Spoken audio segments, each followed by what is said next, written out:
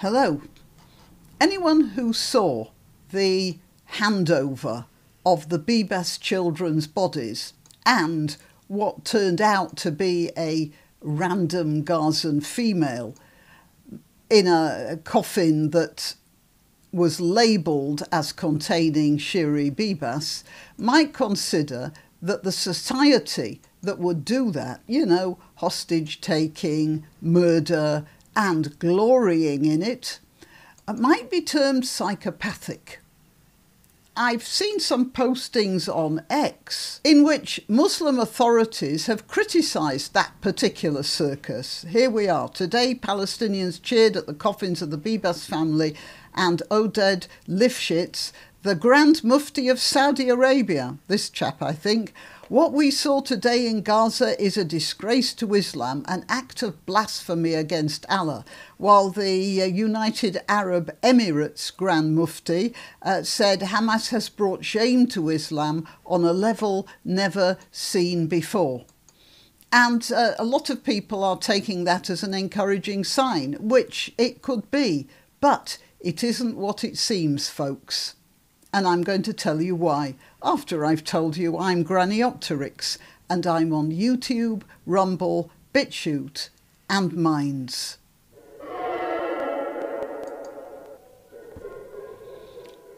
So here we have two muftis from the UAE and Saudi, and they both say that what's happened with the Bibas family in particular is a shame on Islam, and not a bit of it.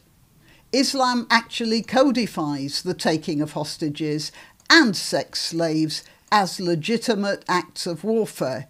The shame they're talking about comes from Muslim jurisprudence, which has to do with the Islamic idea of libel or slander. In fact, it's a sort of umbrella term which is we can only refer to as defamation. It's different from the British and I suppose generally the Western idea. In the West, libel or slander is, I don't know what the actual legal definition is, but I think the generally accepted translation of libel or slander is that somebody's been saying something untrue or writing something untrue about someone else in order to diminish or criminalise them in some way. In Sharia law, libel or slander, which, as I say, is just defamation, is telling something that may be true, but which the person would prefer to keep secret. I think I have that here.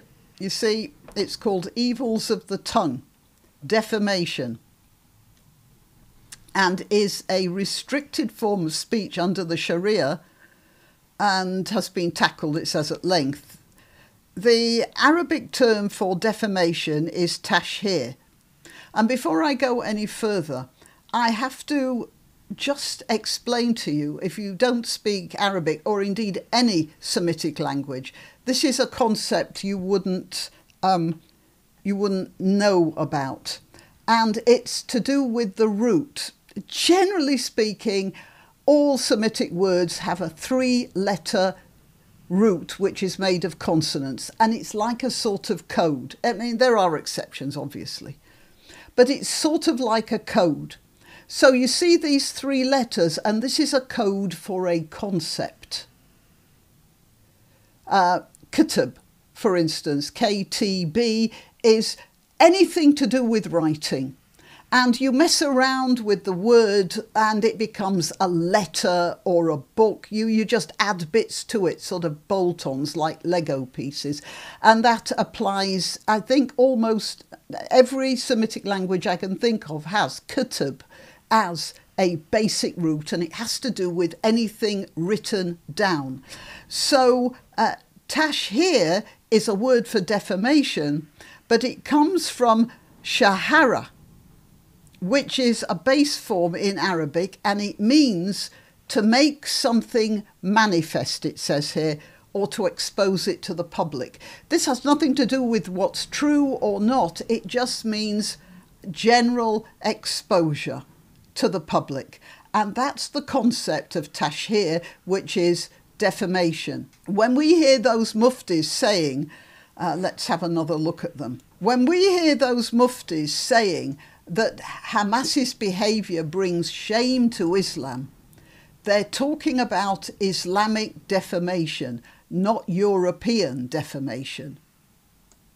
So they're talking about exposing something to the public that the culture would rather keep unsaid. However, the fact that they're saying that at all and being allowed to say that and being allowed, obviously, to not like it, to be unhappy about Hamas's behaviour, is an interesting sign.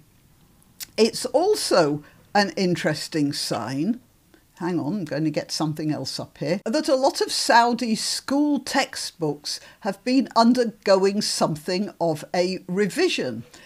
Palestine, this is in the New Arab, by the way, so it's not something Europeans have noticed, it's something generally which has been noticed. It says here, Palestine has been removed from Saudi textbook maps. And an Israel think tank reported on this. Now I have a close-up of this page. Here we are. So this here is Gaza. Oh, let's get this out of the way. This here is Gaza. There's Saudi Arabia, you know, Israel up there.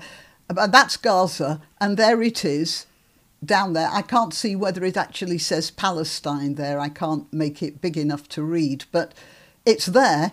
And in the modern textbook, it ain't there. And here we have another, on page 69, there it is, with all the cities in Arabia, well, Saudi Arabia anyway. And there it isn't in the same map. And this is from Social Studies, grade 9. I don't know what all this is about here. Again, I can't really read it, but I can see that there's a Gaza marked here and there isn't a Gaza marked there, which is sort of interesting. Now, I don't for a moment believe that this is out of the goodness of their hearts, or even because they believe that Israel really does have a right to exist and the Palestinians are wrong in their ambitions. I don't believe that. Call me an old cynic if you want. No, but what I believe is going on is that the more comfortable of Arab kingdoms, like, for instance, Arabia or the UAE, the more comfortable and established and quiet of Arab kingdoms, the Emirates and the business-oriented governments, have suddenly woken to the Frankenstein monster, or should I say the Palkenstein monster that they've created.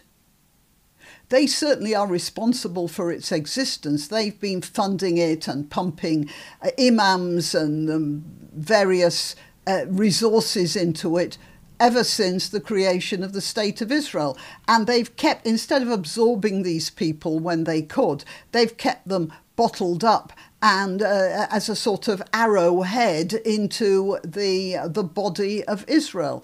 They are responsible for this, but I think they've suddenly realised it's got beyond their control. I suppose you've heard of the Russian silver fox experiment. Let's get that up.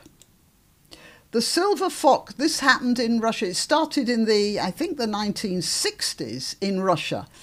And it was started by I think he was a geneticist.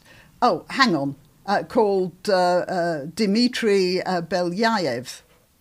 Here we are, Dmitry Belyaev. Oh, 1959. Began an experiment to study the process of domestication in real time. It's called here one of the most important biology experiments of the 20th and now 21st century.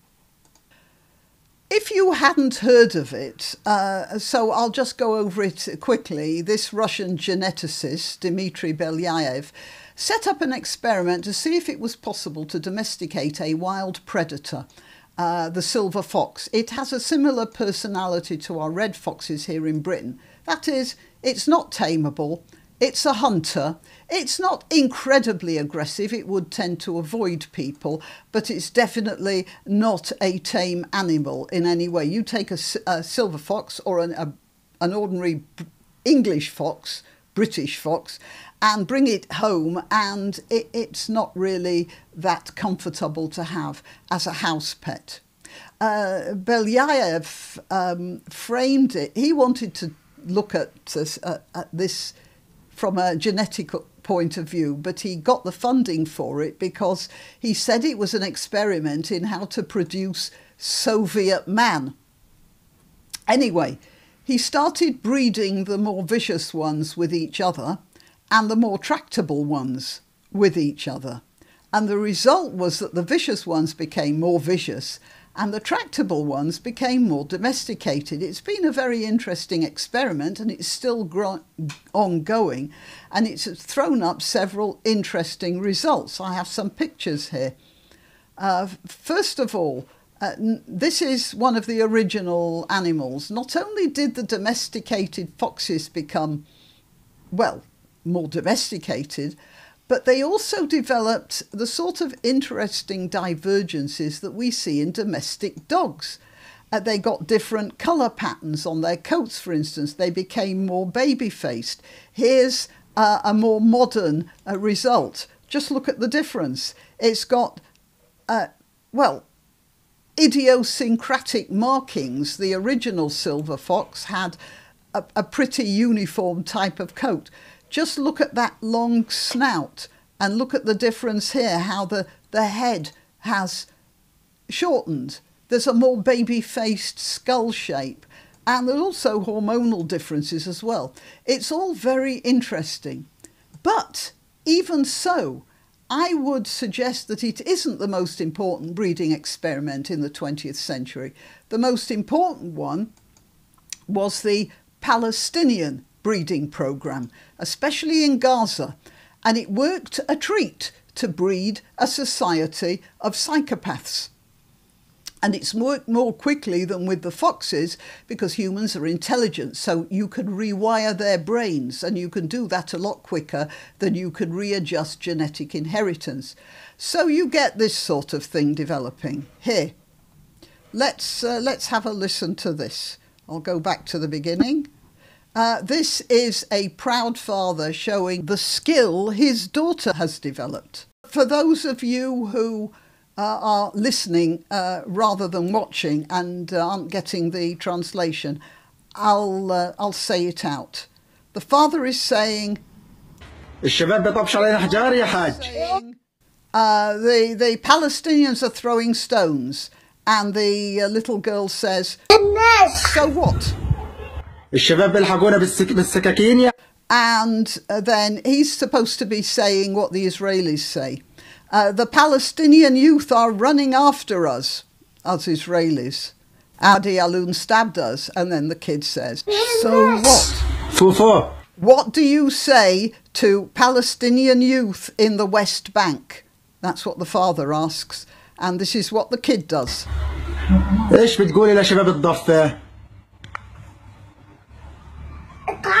Stab. Stab. Stab. Stab.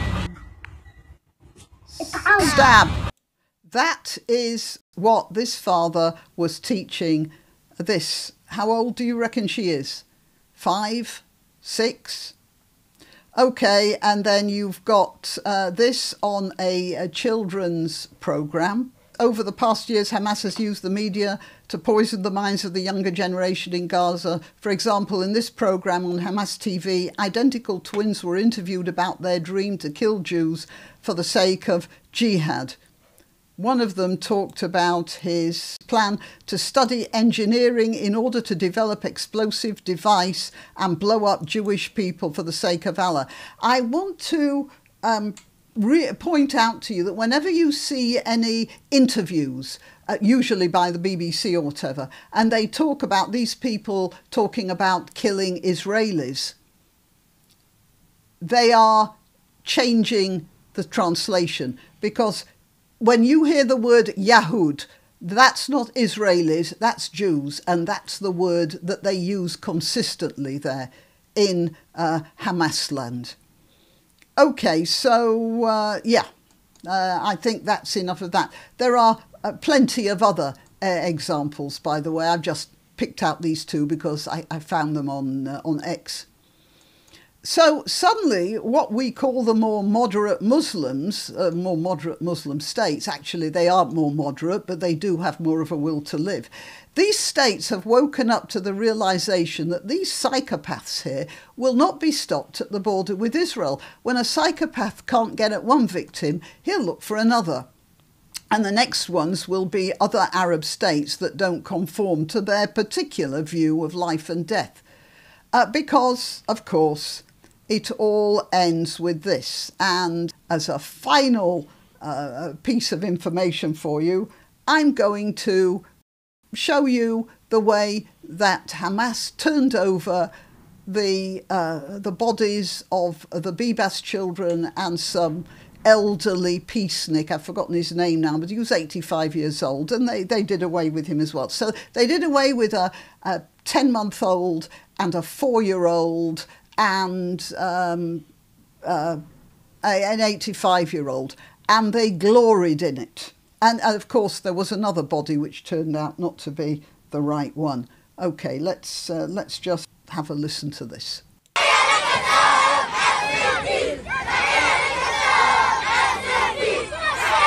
I want you to notice how many children there are in these shots. How many children. And they might not be the most fashionably dressed, but they are obviously not starving either.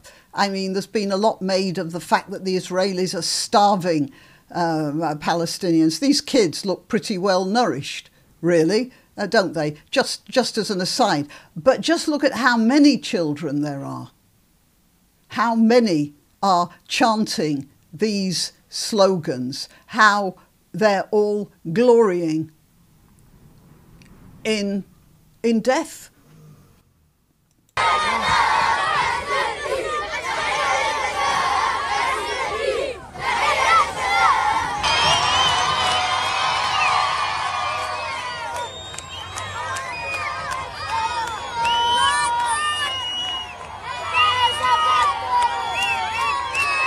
Oh, by the way, this woman here, I have often talked about this hijab smirk.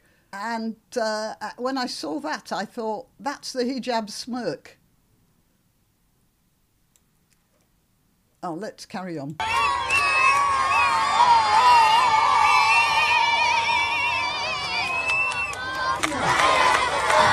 Just look at all those kids.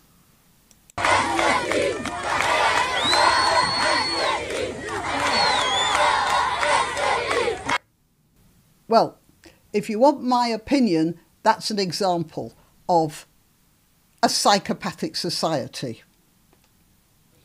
And it was created by these societies who are now a bit ashamed of it and very much afraid of it. I don't know how they're going to deal with this now. I suppose they expect the West to deal with it. What actually needs happening is that these guys should get themselves together and do the destruction of Hamas before it destroys them, because it'll destroy them a long time before it'll destroy Israel. That's for sure. Okay, till next time. You can help my channel by subscribing and clicking the notification bell. That's quite important. And by sharing if you're so inclined. Links to my other channels and to donation methods are in the description.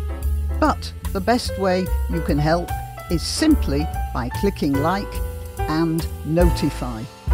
Thank you.